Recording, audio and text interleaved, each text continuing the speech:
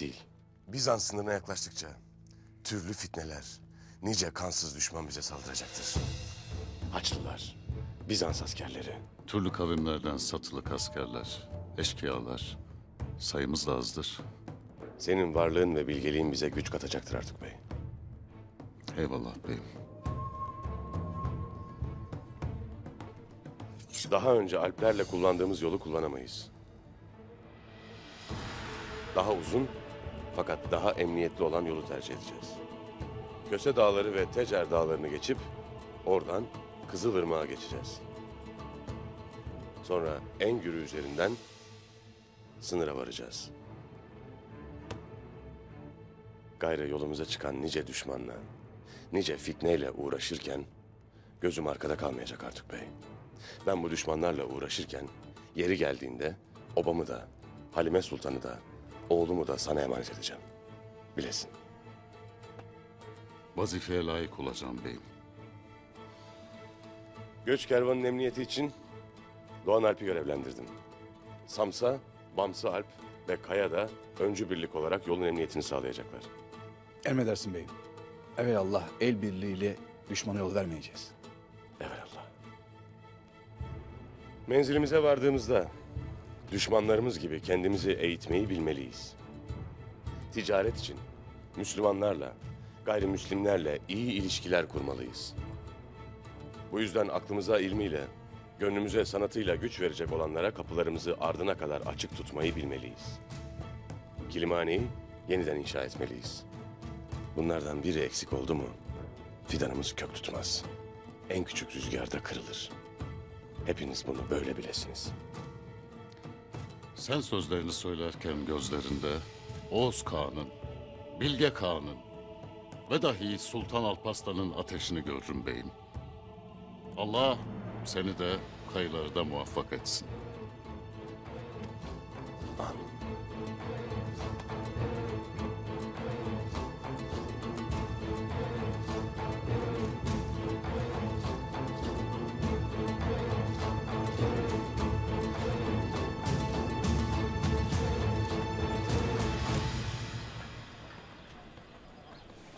Beyim, müsaaden olursa size gelmek isterim.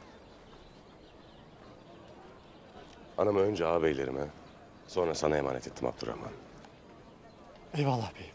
Lakin ben Anamı yalnız koymayasın Abdurrahman.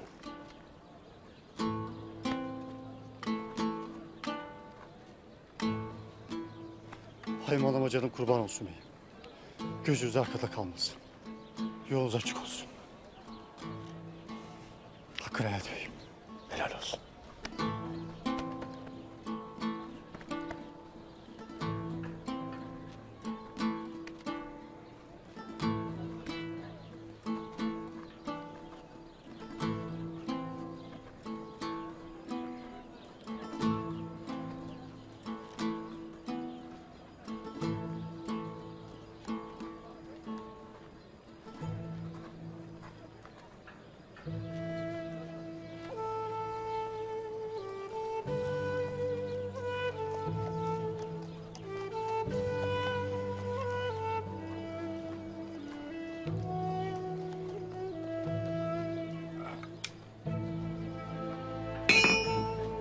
Vakti geldi Deli Demir.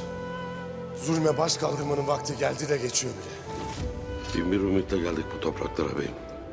Can bulalım, şen olalım dedik ama her günümüz seyir oldu. Bize günü dar edenlere, ben de bin mislini yaşatmazsam bana da bu alemde er demesinler. Aklından geçen nedir beyim?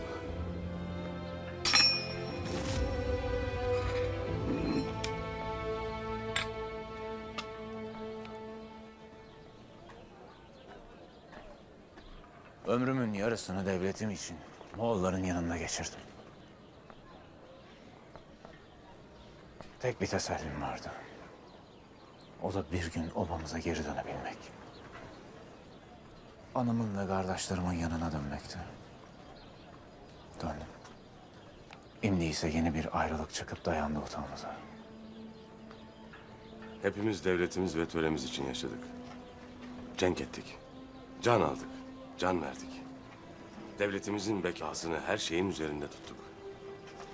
Lakin devletimize olan sevdamız bizi hiçbir vakit zaafa uğratmadı. Ben ne yaptıysam devletimiz için yaptım Ertuğrul. Obamız için yaptım. Emir Saadettin için değil. Yusuf'a kardeşlerinin yaptıklarını bana yaptınız ağabey. Köpeğin oyunlarına alet oldunuz. Beni kuyuya attınız. Gayrı dilde söz, yürekte umut kalmamıştır ağabey. Herkes kendi yoluna gidecektir.